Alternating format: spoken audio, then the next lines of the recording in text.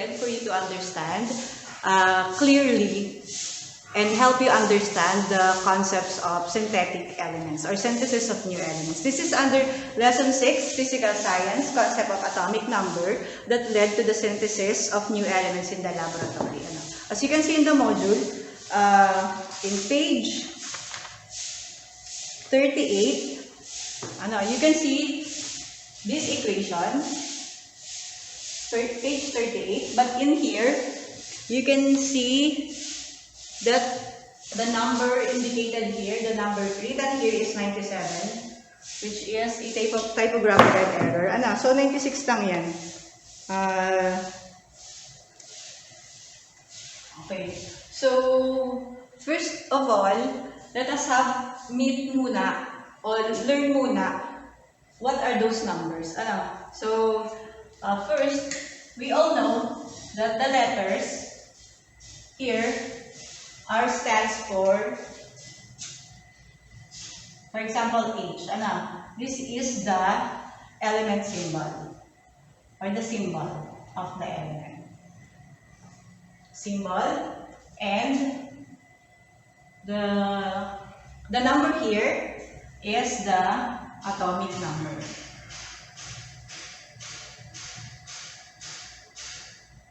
Atomic number. Atomic number is the number of proton. Number of proton. Kung ano ang atomic number ng isang element, yun din yung dami ng proton na naman niya. So, every element has its distinct number of proton. Walang dalawang element na magkapareho ng dami ng proton. Okay. So, kaya, parang yung proton niya, yun yung blueprint niya, yun yung pagkakakilanlan niya kung anong klaseng element siya. Doon lang natin makikita kung anong element ba yun. Kasi, isa lang ang number na naka-assign sa kada element. Okay, so dito tayo. Okay, meron tayong nakikita number sa taas. Yan, yung mga numbers na yan. So, these numbers are the mass number. Mass number. Or minsan, tinatawag ng atomic mass, atomic weight, pero dito, mass number ang itawag natin sa kanya. So, ano ba yung laman ng mass number? Si mass number ay yung dami ng kanyang number of proton and number of neutron. So, si mass number ay yung kanyang proton plus neutron. Mass number. Okay? So, itong hydrogen na to, ay meron siyang isang number ng proton, pero ang mass number niya ay 2, which means meron siyang isang proton at yung isa niyang laman ay neutron. Meron siyang isang proton at meron siyang isang neutron. Ano kaya naging dalawa? Kaniyang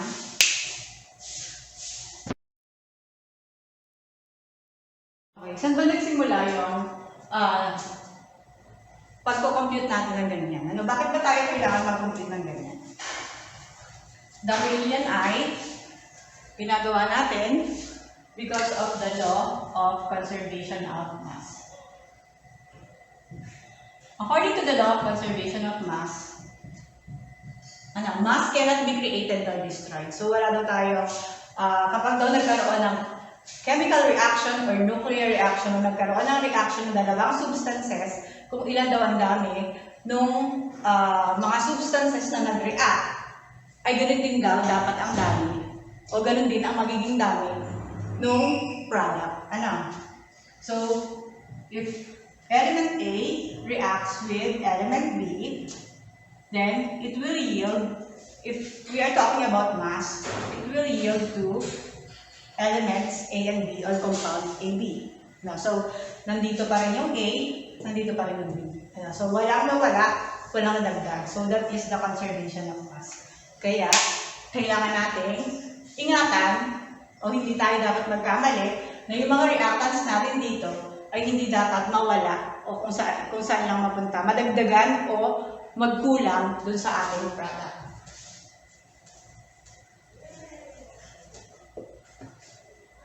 Okay, so dito tayo muna kay molybdenum. Si molybdenum ay merong ilang dami ng proton. Meron siyang 42 na proton at ang kanyang mass number ay 96. 96 ang kanyang mass number. Ayan. Sige, hindi natin sulat. So, si molybdenum ay may 42 na proton, 96 ang kanyang mass number. Ito naman, yung example natin kanina, which is hydrogen, pero siya ay hydrogen 2 or deuterium. Meron tatlong isotopes ng hydrogen. Ibig sabihin, may tatlong klase ng hydrogen na available o nandito naturally sa ating sa Earth. So, pwede siyang hydrogen 1, hydrogen 2, at hydrogen 3. Pare-pareho silang hydrogen, pero magkakaiba sila ng dami ng kanilang nuclei. Si hydrogen 1, si hydrogen 2, at si hydrogen 3. So,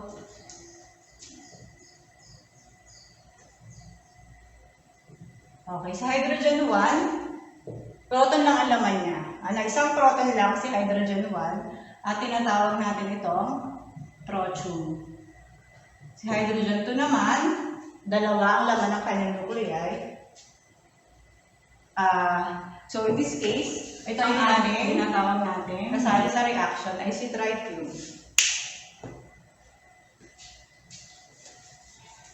Okay, so ang gagawin lang natin according to the law of conservation of mass, ipapag-add natin yung dalawang atomic numbers o number ng dami ng proton nila. So, yan, 42 plus 1 is equal to 43. So, kung ito daw ay A at ito ay B, so AB dapat ay 43 din dito. So, which is tama, correct itong isang to. Correct yung atomic number nila. And then, dito tayo sa masses.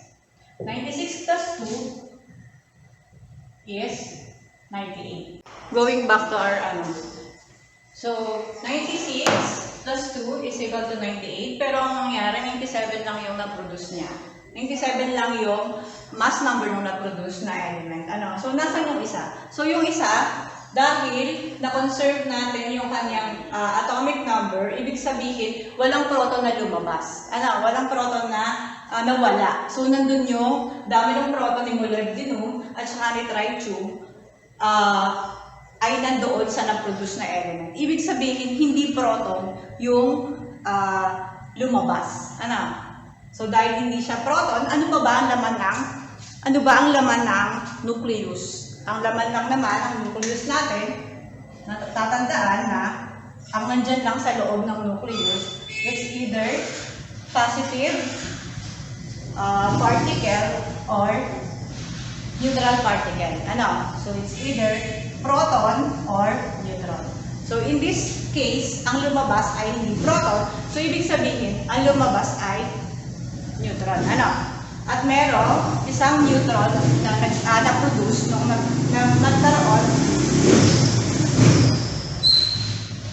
nagkaroon ng reaction si molybdenum at saka si tritium ay merong technetium na na-produce at isang neutron. So, 96 plus 2 is equal to 98. 97 plus 1 is equal to 98. So, na-conserve yung kanyang masses. Let's try dun sa activity 1.1.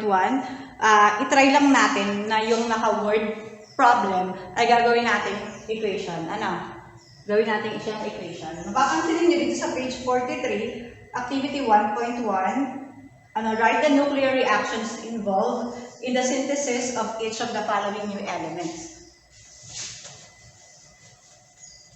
So, kasama ito sa mga isasubmit ninyo at kasama ito sa grade ni Ma'am. Kaya, yung una, ilalagay na natin sa equation. So, it says here that curium with Z, tatandaan yung kanina,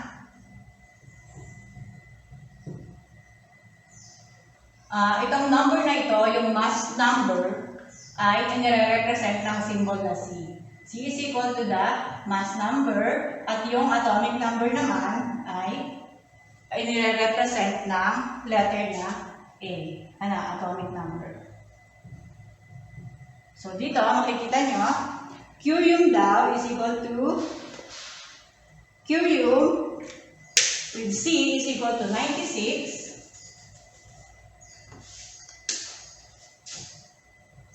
Curium 96. Ay, wait lang. Curium 96, ang kanyang C, was formed by reacting curium 96, ang ating dito na curium 96, tapos Pu 239 reacts with alpha particle. So, alpha particle, pag sinabi natin alpha particle, ano lang yun? Helium lang siya na merong 4 na atomic mass at 2 na atomic number. Ano? Si alpha particle na yun. Basta, so, ang sabi dito, na-form daw si curium sa pagkakaroon ng reaction nitong dalawang ito. So, sa equation, ang kailangan natin gawin ay Pu plus He or alpha particle yields to curium. So, ganyan yung itsura niya. Kasi ang makikita nyo dito, curium daw was formed, ibig sabihin siya yung product was formed, di ba? Ngayon, anong kailangan ninyong gawin para makompleto nyo yung equation? At dito, sinabi niya na 239. Kasi, class, pwedeng mag-iba-iba yung number ng mass number. Pero yung kanyang atomic number, hindi pwedeng mag-iba. Yung may element na, ang bawat element may kanya-kanyang pangalan at may kanya-kanya rin siyang atomic number. Pwedeng mag-iba-iba yung mass number kasi, with dealing with isotopes, may mga element talaga na magkakaiba yung mass number, katulad ng hydrogen.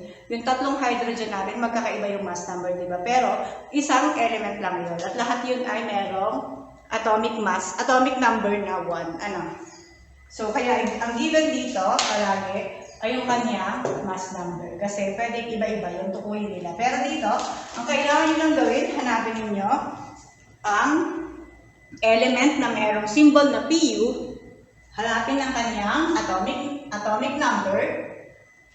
Given naman dito si alpha particle, 4 and 2, at saka si curium na 96. Then, ang kailangan nyo hanapin, atomic number nito, at atomic number nito. And then, pagkatapos nyo hanapin yon, kailangan nyo nang i-add yung dalawa, at tingnan kung tama ba. Parang dito mo pala makikita mo na agad na hindi siya tama. Kasi ang laki-laki na nito. And then, i-add nyo rin dito. At dito nyo madidetermine kung ano ba at kung ilan ba ang nawawala. So, yun lang muna. I hope that kayang-kaya nyo na yan sagutan. Pwede mag-research pero sundin lang natin yung basic. Kailangan lang ay yung mass number to mass number yan natin. Tapos tingnan natin kung balance dun sa product. And then yung atomic number, i-add natin yung dalawang atomic number ng reactants. Tingnan natin kung balance yun o pareho yun. Ang dami dun sa product. Kapag pareho ang dami, okay na yun. Pero kapag may nawala, ano ang nawala, doon natin i-identify. Ano ba ang nawala?